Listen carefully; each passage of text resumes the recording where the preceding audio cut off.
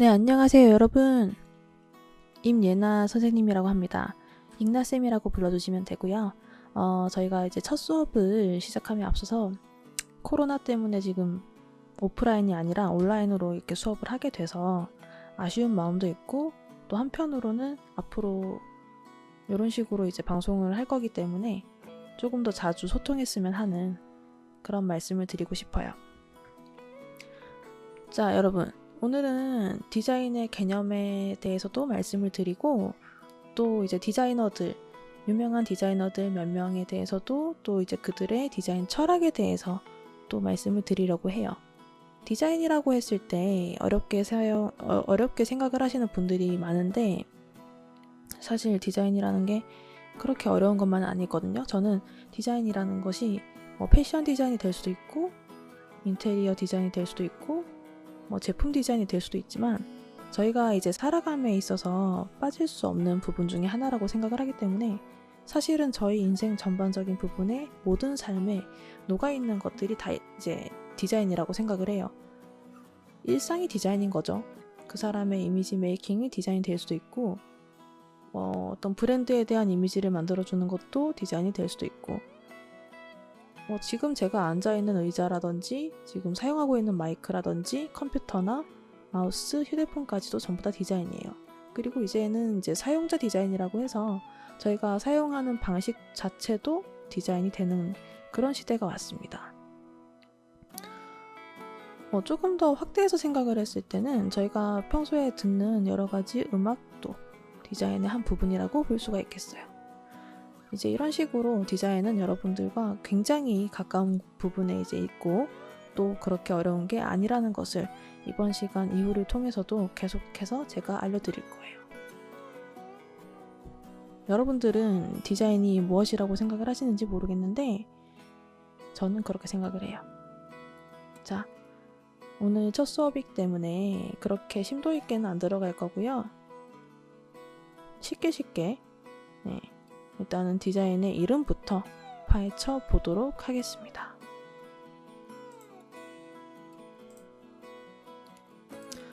자, 디자인이란 조금 전에 제가 생각하는 디자인에 대해서 말씀을 드려봤고요. 여러분들도 디자인에 대해서 어떻게 생각을 하시는지 저한테 나중에 개인적으로 말씀을 해주셨으면 좋겠어요. 디자인이란, 일단은 그 어원에 대해서도 말씀을 드릴 거예요.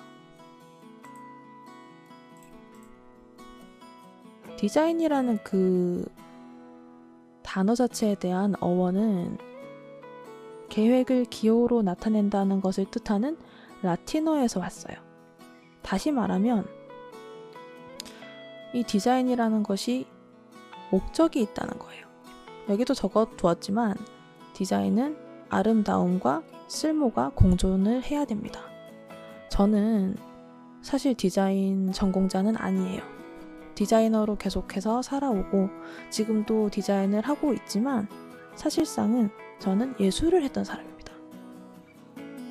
순수회화를 전공을 했고, 미대를 나와서 작가 활동도 했고, 제가 만든 작업을 전시를 하고, 또 전시된 작품 중에서도 몇몇은 팔리기도 했어요.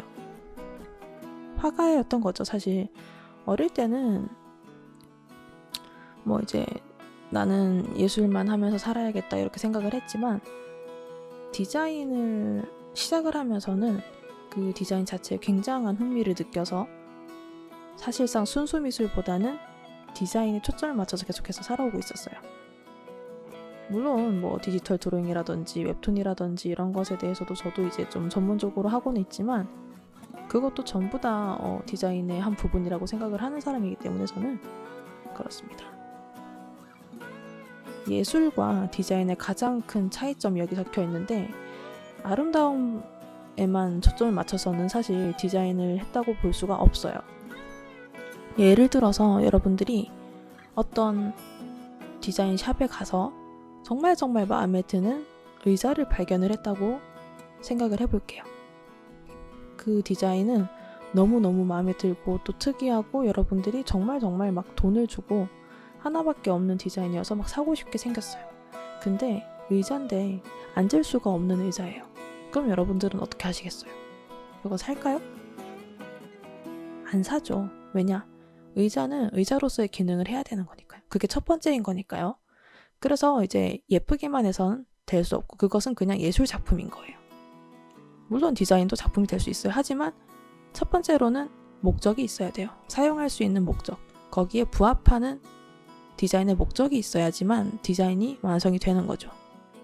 그래서 그냥 예쁠 뿐만 아니라 어떤 일정한 용도를 가진 것을 만들려고 할 때 또 그게 용도에 잘 맞고 또 가장 미적인 형태를 지니도록 계획 설계를 해야 될 때 그게 디자인이 되는 겁니다.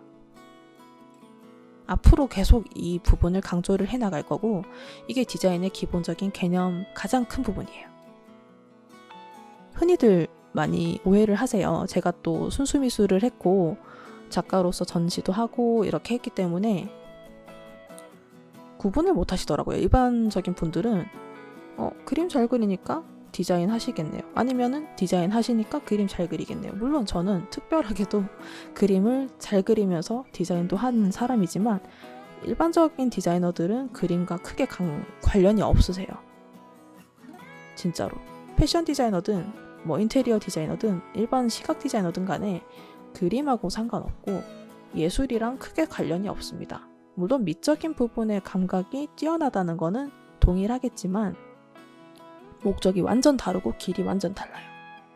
비슷한 부분도 있지만 종이 한 장 차이지만 뒤집었을 때 완전 다른 부분이 많습니다.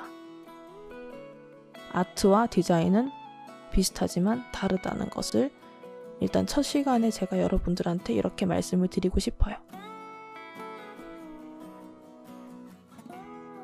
이제 생각을 해봤을 때 저는 예를 들면 전 전시도 했던 사람으로서 예술이라는 거는 자신을 표현하는 것에 가장 초점이 많이 맞춰져 있거든요. 내가 작품 표현을 했을 때 사람들이 그거를 알아주면 좋은 거고 안 알아주더라도 나는 표현했으니 됐어요. 거기에 목적이 있는 거예요. 나의 표현에 대해서 먼저 이제 목적이 있는 건데 디자인은 안 그렇거든요. 내가 뭔가를 디자인을 했을 때 그게 쓸모가 없어버리면 그냥 예쁜 쓰레기가 되는 거예요.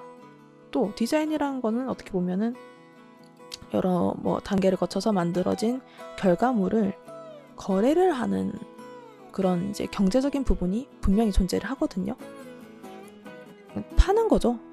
쉽게 생각하면 내가 디자인한 뭔가를 돈을 받고 누군가한테 넘겨주고 그 고객이라고 하죠. 넘겨주는 사람은 클라이언트라고 해서 그 디자인을 의뢰한 사람을 얘기를 합니다. 자, 한번 볼게요.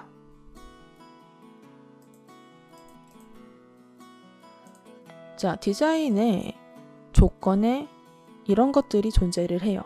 5가지가 있어요. 가장 중요한 것이 아까 말씀드렸던 목적이에요. 합목적성이라고 하는데 목적에 맞게 쓸모있게 만드는 것이에요. 목적이 없으면 디자인하는 의미가 없는 거나 마찬가지입니다. 예를 들어서 또 의자 말고 예를 들어서 뭘 예를 들까? 여러분들이 컵이 필요해. 컵을 디자인을 맡겼어. 근데 그게 뭔가를 담을 수가 없어요. 구멍이 뚫려 있어서. 너무 특이한 디자인이지만 생각을 못 할 거 아니야. 컵 디자인을 했을 때 구멍이 뚫려가지고 밑에가 다 쏟아지는 컵이야. 그럼 그거는 액체라든지 뭔가를 담을 수가 없기 때문에 사실 쓸모없는 디자인이 되는 거죠. 그럼 그건 그냥 전시를 해두는 예술작품인 거예요. 그러면 안 되겠죠. 그래서 가장 중요한 것이 이 한목적성. 그 다음 2번째가 우리가 얘기하는 일반적인 디자인의 개념입니다. 아름다움과 매력을 가지는 것, 신미성이라고 하죠. 한목적성과 신미성 2가지가 존재를 해야 되고 그 2가지로 인해서 경제성, 수익을 창출하게 됩니다. 내가 디자인한 것을 나 혼자만 가지고 있으면 그것도 의미가 없는 거예요. 이거 내 혼자 가져서 어떡할 거야, 그죠? 이 디자인으로 인해서 창출되는 수익 구조를 생각할 것. 그것이 바로 3번째인 경제성입니다. 그 다음 4번째는 독창성이에요. 디자인을 하실 때는 일명 표절이라고 하죠. 표절하면 안 돼.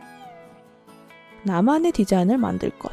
최대한 나의 개성을 살리고 그 제품에 또는 뭐 그 디자인을 하는 어떤 뭐 물품에 대해서 좀 독창적으로 창작이 좀 들어간 그런 디자인을 할 것. 차별화가 돼야 되는 거죠. 다른 것과 뭐가 다른지. 그래서 이제 거기에서 또 매력이 들어가는 거기 때문에.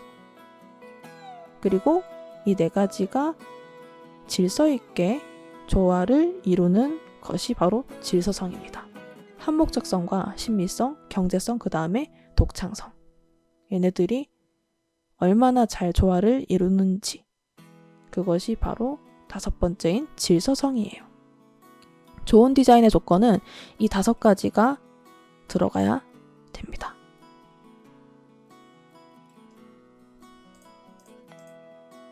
자, 일단 이제부터는 이제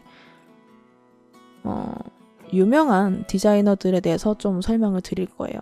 여러분들이 아는 디자이너도 있으실 것이고 처음 보는 디자이너도 있으실 겁니다. 이게 디자이너인가? 라고 생각하실 수도 있는데 첫 번째로 제가 말씀드릴 분은 이반 셰마예프라는 디자이너예요. 그래픽 디자인의 거장으로 불리고 있습니다.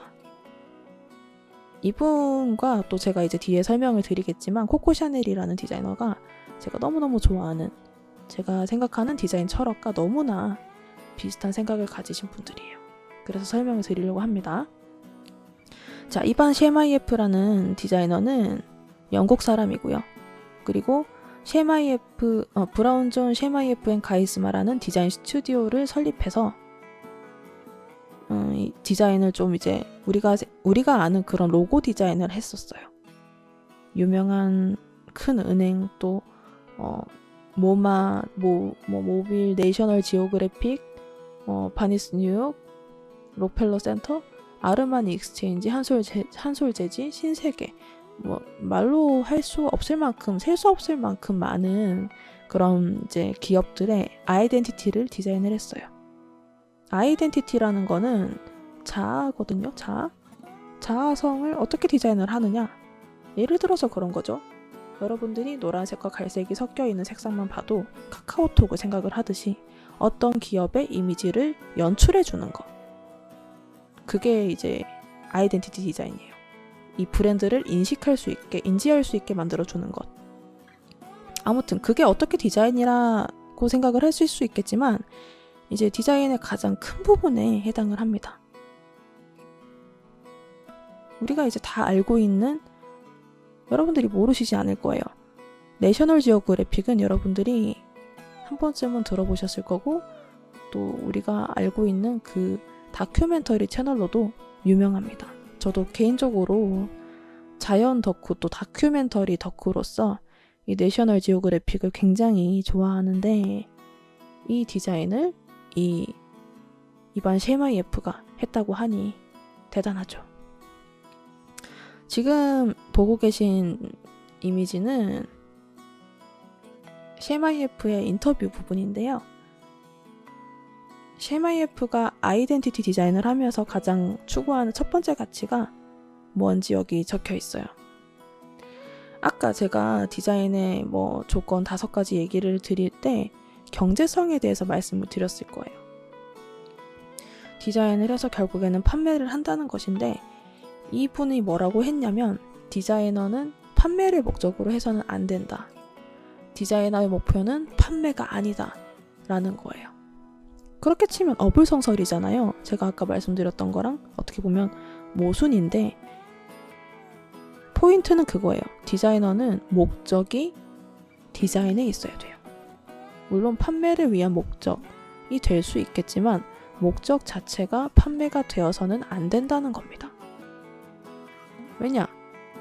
디자인이 분명히 마케팅이라는 부분과 아주 밀접하고 떼려야 뗄 수 없는 관계에 있는 것은 사실이지만 판매라는 거는 마케터가 할 일이지, 엄밀히 말해서는 디자이너는 고객들이 그 디자인을 인지할 수 있게끔 좋은 디자인을 만들어내는 것이 목적이어야 된다는 거예요.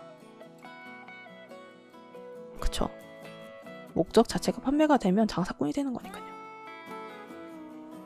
그리고 또 아이덴티티 디자인에 대해서 이분이 뭐라고 했냐면 디자인의 목적을 판매가 아니라 인지하게 만드는 것. 판매라는 거는 결국에 브랜드 인지를 통해서 나타나는 결과거든요. 진짜 맞죠? 여러분들이 솔직히 말해서 돈 아까운 디자인이고 생각보다 쓸데가 없지만 명품이라든지 유명한 트렌디한 브랜드 어떤 제품들을 사잖아요? 그게 결국에는 그 브랜드 가치란 말이에요. 브랜드가 얼마나 우리한테 크게 다가오느냐에 따라 다른 거죠. 이런 게 있어요. 이런 예가 있어요. 실제로 있었던 일이에요. 여러분들이 그 우정 팔찌라든지 이런 실 팔찌 같은 거 있죠. 끈으로 된 거 엄청 가느다란 실을 엮어서 만든 팔찌를 만들어 보셨을 수도 있고 뭐 구매를 해서 해보셨을 수도 있어요. 한때 유행을 했었어요. 엄청 가는 실 여러 개를 풀리지 않게 이렇게 묶어가지고 그렇게 이제 달고 다니는 것이 발찌나 팔찌로 유행을 했었던 적이 있었는데 딱 그 디자인 그게 얼마 안 하잖아요. 사실 뭐 실 같은 경우에 만들어서 하면 100원 나오나? 100원도 안 나올 거예요. 단가로 치면 사서 낀다고 해도 뭐 3,000원? 비싸면 5,000원인데 루이비통에서 그 실팔찌를 갖다가 팔았어요. 30몇만 원에. 이제 그 실팔찌를 판매한 목적은 캠페인이었죠. 캠페인. 이제 이거를 구매를 하면은 이제 그런 유니세프처럼 이제 불우한 아이들을 도와줄 수 있다. 이런 캠페인이었는데 사람들이 불티나게 사갔어. 그거를. 그 팔찌를 갖다가 색깔별로 사는 사람도 있었고 그 팔찌에 조그만 정말 손톱보다 훨씬 작은 크기의 은색 루이비통 로고가 박힌 은색 이제 어떤 장신구가 약간 눈에 보일락말락하는 그런 은색 장신구가 달려 있었는데 루이비통이라서 그걸 산 거야 사람들이. 사실 나도 사려고 했어. 근데 너무 비싼 거예요 사실. 그 실로 된 엄청 부실한 끈팔찌인데 루이비통 로고가 달려있다고 해서 사기에는 너무 비싼 금액인 거야. 물론 그 기부의 의미가 있긴 하지만 그래도 이건 아니다 싶어서 뭐 안 해야지 했는데 사실 품절이기도 했어. 그러니까 이 사람들이 얼마나 그 브랜드에 대해서 그 브랜드라는 것을 돈을 주고 사려고 하는지 몸소 체험을 했던 그런 경험이었는데 결국에는 그거잖아요. 사람들이 그 로고가 없었다면 그 돈을 주고 그걸 샀을까요? 안 샀어요. 아이덴티티가 그만큼 중요한 거예요. 샤넬 로고가 있는 가방과 없는 가방의 차이는 뭘까요? 브랜드냐 아니냐의 차이죠. 그런 거예요. 우리가 브랜드 또 명품의 돈을 소비하는 것도 결국에는 그 브랜드가 가지고 있는 가치, 그 가방 자체가 아니라 그 팔찌 자체가 아니라 브랜드의 가치를 사는 겁니다. 이렇게 고객이 그 가치를 인지하게 만드는 것이 아이덴티티 디자인의 목적에 있어요. 이 셰마이에프라는 디자이너는 이 아이덴티티 디자인에 아주 그런 뚜렷한 철학을 가지고 있으신 분인데 이렇게 얘기를 했대요. 암시적이면서도 상징적인 디자인을 하고 또 너무 직접적인 디자인은 쉽게 질려버릴 수 있기 때문에 그렇게 하지 않는다. 기업의 철학 그리고 비즈니스 또 고객의 가치를 한데 녹여 한눈에 알아볼 수 있는 디자인을 하는 것이 그분이 추구하는 가치래요. 가장 중요한 건 장기적인 관점과 연속성이다. 아이덴티티 디자인은 조용하면서도 오랫동안 연속성을 가질 수 있어야 한다. 아이덴티티 디자인이 사실 모든 디자인을 다 통틀어서 얘기를 할 수 있는 거예요. 유명한 브랜드를 만들 것이 아니어도 아이덴티티 디자인입니다. 어떤 형태만 봐도 이 브랜드 거네? 뭐 어떤 로고만 봐도 로고의 어떤 모양만 봐도 이거네? 라고 생각할 수 있는 거. 그런 것 때문에 다들 특허를 내는 거예요. 또 못 따라하게. 내 거니까 이거 보자마자 내 거인 줄 알아야 되니까 넌 하지마 하는 그런 것이 바로 특허죠. 그리고 또 요즘 많은 분들이 트렌드에 또 집중을 하잖아요. 트렌디한 디자인. 그러니까 디자인의 유행이라는 게 있어요. 디자인이 트렌드랑 물론 디자인이랑 같다고 생각하실 수 있는데 좀 달라요. 예를 들어서 글씨체에도 트렌드가 있다. 요새는 그 이제 뉴트로라고 해서 레트로한 풍의 사진, 뭐 필름 카메라라든지 아니면 약간 복고풍의 뭐 글씨체라든지 이런 것들이 굉장히 유행을 하고, 또 이제 손으로 쓴 글씨라든지 이런 느낌이 약간 휴머니즘 같은 느낌이 아주 유행을 하고 있는데, 사실 그거를 지속적으로 계속 쓸 수 있는 디자인이라고 보기는 어려워요. 왜냐하면 그 유행이 끝났을 때, 그 유행 끝나고 봤을 때는 굉장히 트렌드 뒤처진다 라고 생각할 수 있는 디자인이기 때문에, 지금 유행을 따라서 만들어진 그런 디자인들은 50년, 100년 뒤에 장수하는 디자인이라고 볼 수가 없습니다. 그런 것들을 연속성이 없다고 볼 수 있는 거예요. 그래서 오랫동안 쓸 디자인이기 때문에 이런 것들은 연속성과 장기적인 관점을 가지고 있어야 된다는 거죠. 그런 게 있었어요. 제가 저 지인이 네일샵을 오픈을 했어요. 그 친구가 볼 수도 있겠다, 이거. 그럼 안 되는데. 제 친한 지인이 네일샵 오픈했는데, 좀 최신 유행하는 그런 간판을 만들고 싶어 했단 말이에요. 거기에 맞는 뭐 명암 디자인도 바랬고, 이제 그런 것이 사실 본인의 브랜드를 만들어가는 그런 과정인데, 이제 아직까지도 유행하고 있어. 좀 가느다랗고 좀 작고 여백이 많은 그런 느낌의 폰트, 글씨체라고 하죠. 손으로 쓴 듯한 글씨체에 네온 사인을 간판으로 쓰고 싶어 했어요. 아트네온이라고 하는데, 그 실처럼 생긴 아주 가느다란 배경 판때기 없는 그런 간판을 한다고 했을 때 제가 말렸어요. 왜냐면 일단은 실용적이지가 않고, 그거는 거미줄도 많이 생기는 데다가 그거 나중에 수명이 빨리 돼가지고 그 간판이 쉽게 꺼질 수 있다. 근데 그게 보수가 어렵다. 그리고 눈에도 안 띈다. 가시성이 없다. 멀리서 봤을 때 눈에 안 띄어. 했는데 친구는 이제 그거를 괜찮다고 하고 마음에 들고 트렌디하니까 그냥 이제 했어요. 예뻐요. 지금도 보면. 아직까지는 유행이 그거에 맞기 때문에. 근데 제가 만약에 이제 장기적으로 봤을 때는 그건 나중에 유행이 끝나는 디자인이기 때문에 좀 말리고 싶었죠. 아무튼 그랬었어요. 네. 자, 또 다른 이분이 이제 디자인한 아르마니 익스체인지라는 아르마니 세컨 브랜드라고 볼 수 있는 브랜드입니다. 그냥 띄워놓고 말을 하는 거예요. 이제 좋은 디자인이란 것에 대해서 인터뷰를 했는데, 이분이 독창성이 있어야 되고 또 매력이 있어야 돼요. 흥미로워야 되고. 근데 제가 방금 말했던 게 여기 또 적혀 있어요. 요즘엔 디자이너들이 어떻게 하면 멋지게 보일까만을 고민하는 것 같다. 패셔너블한 디자인이 좋은 디자인이라고 생각하기에는 어렵다 라고 했어. 마찬가지요. 그러니까 그 당시 유행하는 최신 트렌드를 반영한 디자인만이 좋다고 보긴 어려워요. 왜냐면 사실 진짜로 좋은 디자인이라는 거는 내가 트렌드를 선도를 해야지 좋지, 트렌드를 따라가는 디자인만이 좋진 않아요. 물론 트렌드를 완전히 거부를 해버리면 배척을 받겠지만 어느 정도라는 거죠. 목적이 거기 있으면 안 된다는 거예요. 그냥 예쁜 거 말고 여기 있죠. 이유가 있는 보기 좋음, 이런 것이 필요하다. 보기 좋기 위해 보기 좋은 것이 아니라 이유가 있어야 된대요. 지금 단종된 차 중에 폭스바겐의 그 아주 귀여운 동글동글한 차가 있거든요. 비틀이라고 하는데 폭스바겐에 정말 많은 디자인의 차들이 있지만 아직까지도 대표적인 디자인으로 얘기가 되고 있어요. 엄청 옛날에 나왔거든, 그 차가. 그게 이제 정말 작은 차인데 어떻게 보면은 지금 우리나라에서 약간 기아 레이 같이 겉은 작은데 안은 넓어요. 그러니까 예쁜데 실용적이었던 거예요. 특이하면서도 예쁘고 실용적이고, 그리고 가격도 비교적 합리적이었어. 그래서 인기가 엄청 많았어요. 약간 시그니처 카처럼 여겨졌던 그런 차였죠. 그런 디자인이었죠.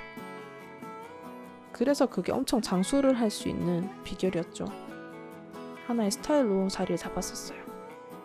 그래서 그냥 예쁘기만 하면 오래 안 가고 이유가 있고 또 실용적인 그런 보기 좋음이 필요하다.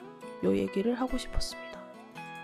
자, 제가 가장 좋아하는 디자이너인데 모든 패션 디자인이든 인테리어든 제품이든 다 통틀어서요. 정말 가장 좋아하는 디자이너가 코코 샤넬이에요. 코코 샤넬이라고 했을 때 모르는 사람이 있을 수 있죠. 근데 샤넬이라는 브랜드는 아니잖아요. 샤넬을 안 입어본 사람은 있어도 샤넬을 모르는 사람은 없습니다. 명품이라고 했을 때 가장 먼저 떠오르는 럭셔리의 대명사가 바로 코코 샤넬. 이 디자인은 샤넬이라는 브랜드인데 저는 사실 샤넬이라는 제품이라든지 샤넬에서 나오는 옷을 좋아하진 않아요. 근데 샤넬이라는 이 사람의 철학과 정신을 너무나 좋아합니다. 여기 지금부터 말씀을 드릴 거예요. 샤넬이라는 사람은 여러분들이 아는 것처럼 처음부터 럭셔리함을 목표로 디자인하지 않았습니다. 오히려 굉장히 실용적이고 합리적인 패션을 추구했던 사람이에요. 디자인이라는 것을 사실 옷에만 목적을 두지 않고 인간의 삶에 초점을 맞췄던 디자이너거든요. 그게 저랑 너무 비슷해요. 자, 이 사람이 패션의 목적을 뭐에다가 뒀냐면 패션에 두지 않고 삶에 두고 있었대. 패션은 우리가 살아가는 방식과 우리 주변에서 일어나고 있는 생각에 관한 것이다 라고 패션을 정의했다고 합니다.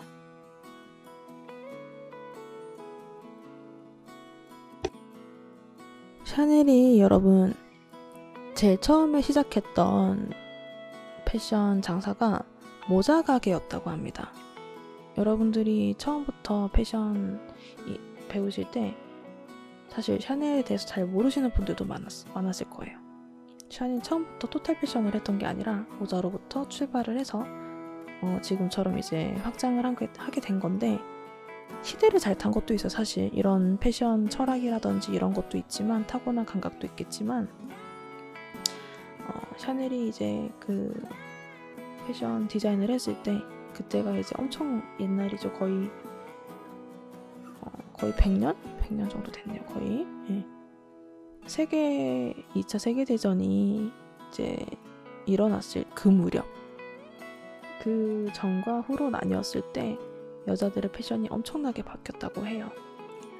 전쟁 전에는 여자들이 멋을 부릴 때 코르셋을 조이고 화려하고 깃털이 달린 그런 모자를 쓰고 가발을 쓰고 치렁치렁한 러플, 레이스 장식, 풍성한 프릴과 질질 끌리는 드레스를 입고 다녔는데 거기에 속바지까지 얼마나 불편했어요. 근데 예쁘니까 그렇게 입고 다녔어. 쉽게 생각했을 때 마리 앙투아네트 있죠? 마리 앙투아네트의 패션을 생각하시면 될 것 같아요. 근데 전쟁 이후에 여자들도 일을 해야 되면서 물론 그전에도 바지라는 게 없진 않았어요. 근데 그게 실용적으로 여자들이 맨날 입고 다닐 수 있는 그런 바지가 아니었고 자전거 탈 때 조금 입을 수 있는 약간 알라딘 바지 같은 그게 다였다고 하는데 전쟁 이후에는 여자들도 남자처럼 편하게 옷을 입고 일을 해야 되는 그런 상황에 내몰렸어. 살림도 하고 일도 하고 그렇게 됐어야 됐어. 근데 그때 샤넬이 여자들도 투피스, 그러니까 지금은 사실 여자분들이 투피스를 아무렇지도 않게 생각을 하시겠지만 옛날에는 남자 옷이라고 생각을 했었어요.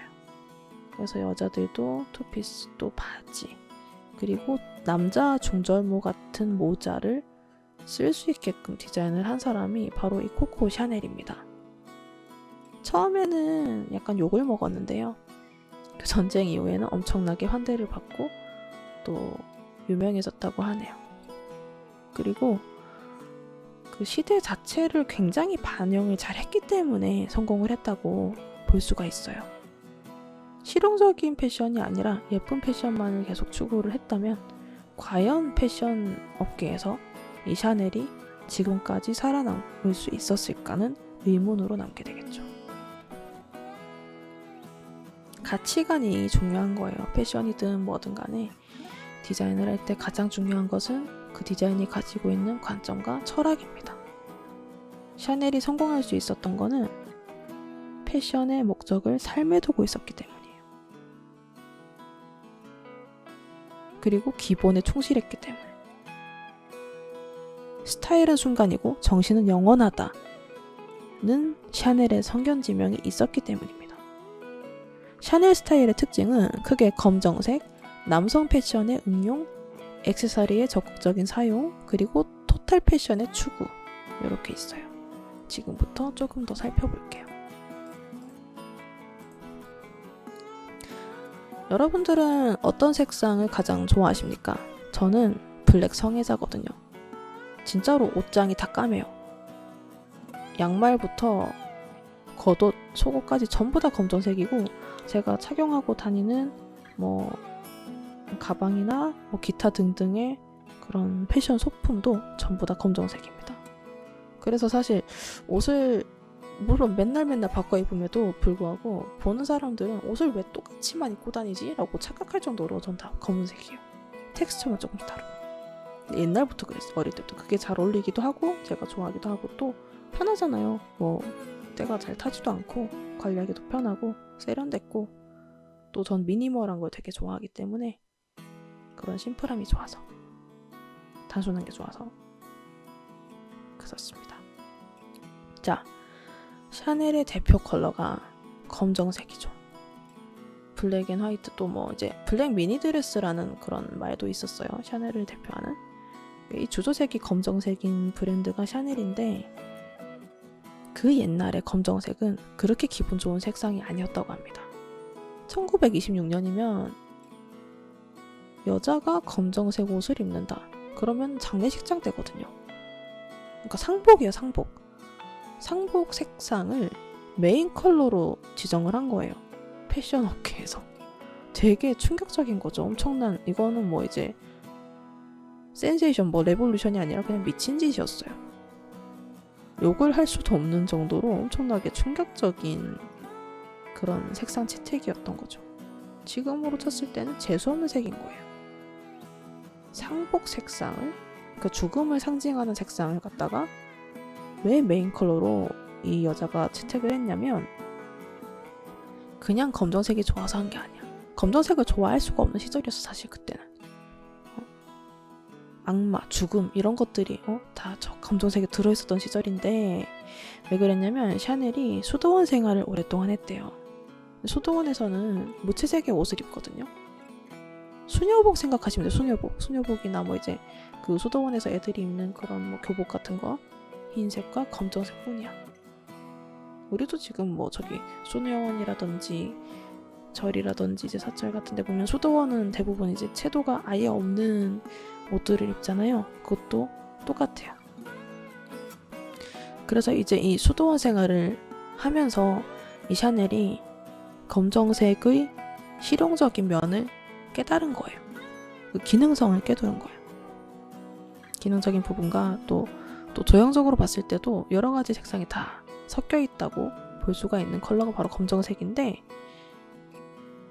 그 무채색 중에서도 또 흰색이라든지 회색이라든지 검정 중에서도 가장 어둡고 눈에 잘 띄는 컬러가 또 무채색 중에서는 검정이에요.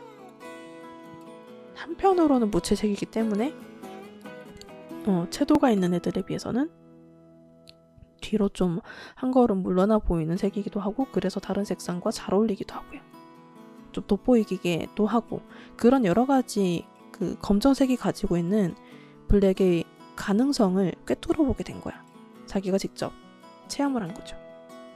그래서 이제 그 당시 일반인들한테는 좀 부정적인 색상에 가까운 것이 블랙이었지만 샤넬한테는 여러 가지 복잡함을 함축한 지금 저희가 이제 단순함을 엄청나게 추구하잖아요. 이제 이 여자가 성견지명이 있었던 거죠.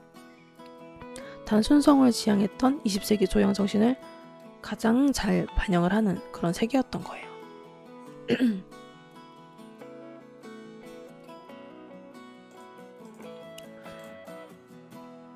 그래서 이 옷이 또 이제 디자인 자체가 편리하기도 하고 기능적으로 봤을 때도 기능성도 있고, 어떻게 보면 남자가 입는 옷을 여성복에다가 이제 특징을 반영을 함으로써 가능을 했었는데, 그게 이제 아까 제가 말씀드렸던 투피스 샤넬 수트라는 건데요. 이 수트의 두드러진 특징이 바로 뭐냐면 액세서리의 역할이에요. 사실 소품으로 생각을 할 수도 있는데 패션 자체의 하나로 봤던 게 샤넬이거든요. 왜냐면은 그냥 검정색 투피스, 검정색 흰색만 들어간 옷이라고 생각을 했을 때는 정말 재미가 없고 너무 미니멀하다시피 해서 어떻게 보면 좀 단순하고 단조로워서 멋이랄 게 크게 없었거든요. 사실 디올처럼 쉐이프가 엄청나게 막 들어간 옷도 아니고 정말로 어떻게 보면 약간 H라인이라든지 이런 것들이 많기 때문에 액세서리가 그 나머지 단점들을 다 보완해주는 거. 장식적으로 어떤 표현을 하기가 정말 어려운 옷의 디자인들을 다 했기 때문에 이런 거를 다 보완을 하고 커버를 하기 위해서 액세서리의 역할이 커졌던 거예요. 어떻게 보면 이제 검정색에다가 또 단순한 디자인을 쓰는 샤넬이 이 액세서리를 화려하게 가지 않았으면 안 되는 필연적인 결과라고 볼 수가 있죠. 몸 전체를 커버하는 옷들은 최대한 몸에 편한 형태로 가고, 옷의 일부만을 장식하는 액세서리는 고전 시대의 장식적인 기능을 대신했다고 합니다. 그래서 샤넬의 옷은 현대적인 실용성 더하기 고전적인 품격을 동시에 획득을 할 수 있었던 거죠. 그래서 단순함 더하기 장식성을 마음대로 추구해서 아무리 화려하게 연출을 해도 촌스럽거나 튀지 않습니다. 그만큼 나머지가 단순하기 때문에 장신구 자체에 있어서만큼은 마음껏 멋을 부렸어요. 똑같이 화려해도 지금의 구찌, 이제 디자이너가 바뀌면서 엄청나게 또 화려하고 어떻게 보면 약간 과하다 싶을 정도, 투머치의 느낌이 날 정도의 그런 장식성을 가지고 있는 디자인으로 봤을 때 똑같이 화려하게 가도 샤넬 같은 경우에는 좀 정제돼 있잖아요. 점잖고 클래식해 보여. 그런 것들이 다 이 밸런스가 맞아지면서 계속 연출이 되는 겁니다. 머리가 좋아요, 샤넬이. 정말 제가 좋아하는 디자이너. 자, 그리고 또 제가 또 소개할 다른 디자이너는 형태의 마술사로 불려지는 루이지 꼴라니라는 사람입니다. 꼴라니. 조형 능력이 가장 뛰어난 디자이너 단연 1순위죠. 이 사람 누구야? 하실 수 있지만 이 사람이 디자인한 여러 가지를 보시면 아실 수도 있어요. 마케팅이나 뭐 색감이나 이런 것이 아니라 이 디자이너는 조형적인 능력이 굉장히 뛰어나요. 디자이너를 제가 지금 골고루 분야별로 보여드리는 이유는 디자인을 제대로 이해하고 또 즐기기 위해서는 먼저 디자이너를 이해를 해야 되고, 디자이너를 이해를 하시기 위해서는 그 디자이너의 개성을 살피고 어떤 부분에서 뛰어난 능력을 가지고 있는지를 알아야 되거든요. 이 사람은 조형 능력이 뛰어나는, 또 형태를 멋지게 빚어내는 능력이 뛰어나요. 눈에 보이는 형태 자체로, 그러니까 조형미 자체로도 그냥 충분한 즐거움을 준다는 특징이 있어요. 좀 전에 그런 것들은 이제 뭐 실용적이고 뭐 시대를 반영하고 있지만, 물론 이 사람도 그렇긴 하지만요, 일단은 눈에 보이는 즐거움이 아주 뛰어난 그런 제품들을 만들었습니다. 자, 이거 뭐 같아 보이세요? 이게 바로 요트예요. 요트.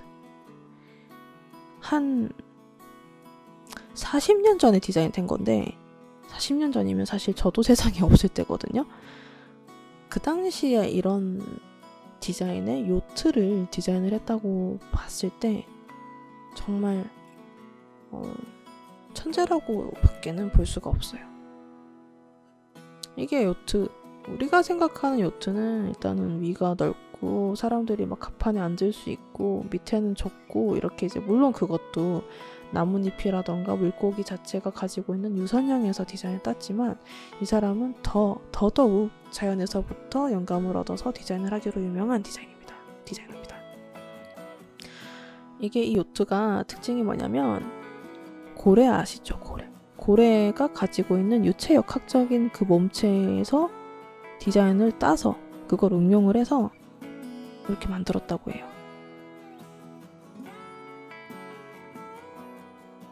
수면 아래로 잠기는 부분은 좀 앞으로 늘출이 되고 그게 이제 물의 흐름을 더 좋게 한다고 하네요. 그리고 양쪽으로 이제 그 고래 꼬리처럼 생긴 부분은 배가 좌우로 기울어지지 않게 밸런스를 잡아주고 유속도 좋게 한답니다.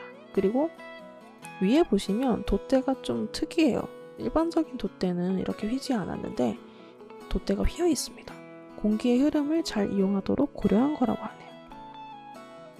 순수미술 작품을 위협할 정도의 사실 조형성이 엄청 뛰어나서 작품이거든요, 제가 봤을 때. 근데 이제 이 사람은 이런 것들을 실용적으로 표현할 수 있는 몇 안 되는 천재 디자이너 중에 하나예요. 예쁘기만 하면 실용적이지 않아서 그냥 예쁜 쓰레기에 불과할 텐데 이 사람은 조형적으로도 아주 예술적이면서 실용적이기도 한 디자인을 해요. 여기에 지금 제가 자료를 마련해 두진 않았지만 아주 유명한 건축 디자이너 중에 가우디라는 사람이 있어요. 가우디. 빛을 이용하고 조형적으로도 아주 뛰어나게 그걸 이제 건축에 또 담아낸 디자이너가 바로 가우디라는 사람인데 나중에 여러분들이 조사를 해보시기 바래요. 비슷해요. 자, 이 사람이 디자인한 컵이 있습니다. 지금은 이런 디자인이 조금 흔해졌을 수 있는데 인체공학적인 디자인이에요.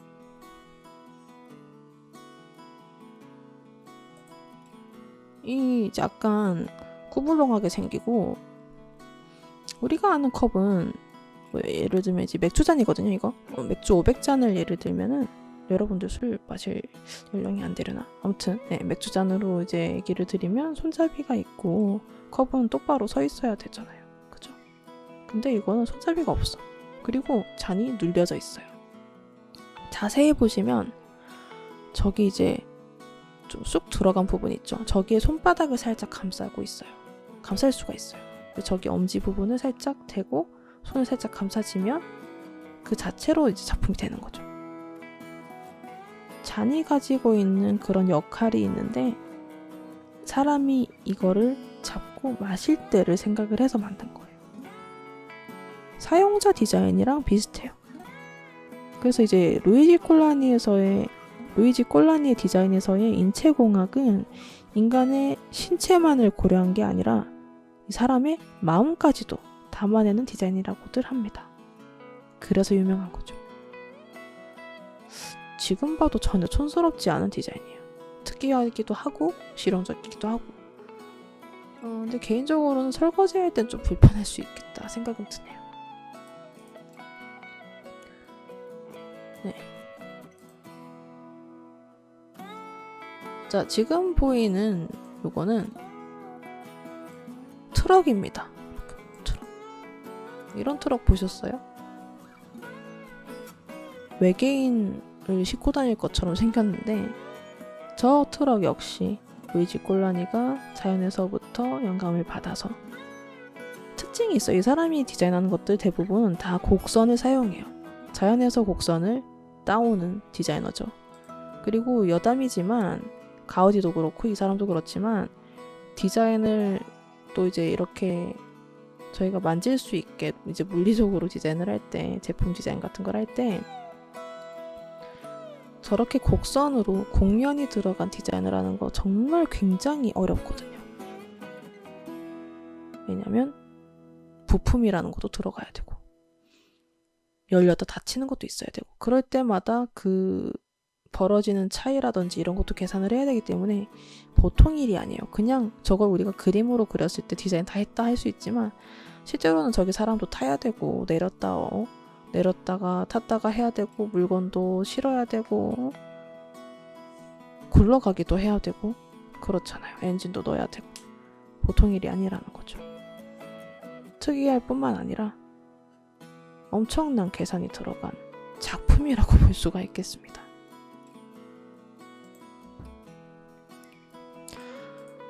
자, 이거는 피아노인데요. 저는 어릴 때 어디서 이런 피아노를 TV에선가 봤어요. 그때 누가 엄청 유명한 피아니스트가 이거를 연주를 하는 거 보고 와, 저 피아노 엄청 그 사람의 연주는 하나도 눈에 안 들어오고 피아노만 들어오는 거야. 너무 특이해서 아직도 기억이 나요.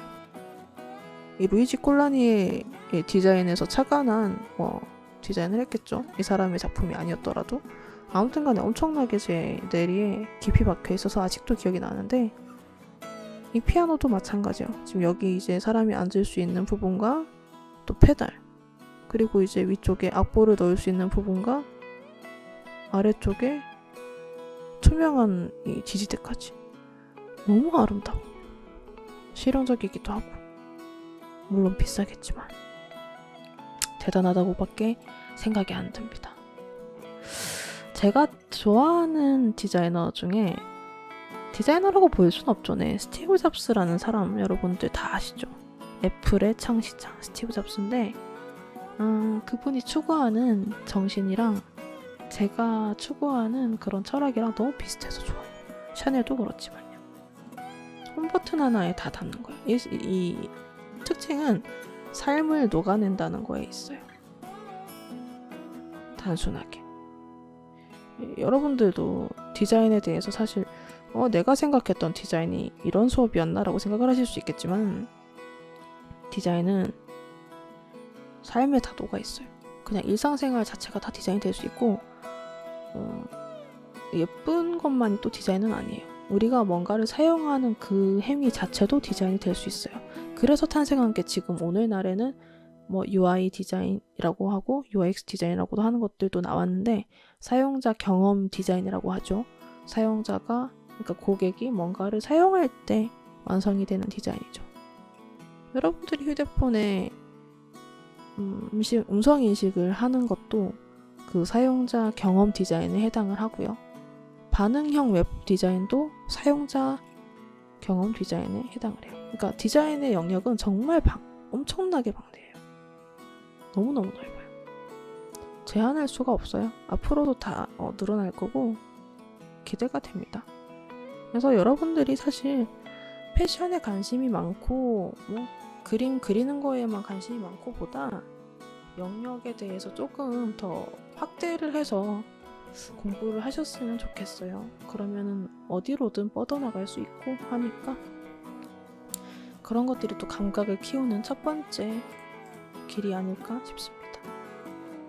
아시겠죠?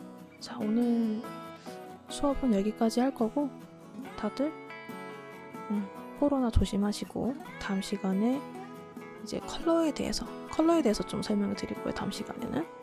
네, 오늘은 여기까지 하겠습니다. 수고하셨습니다.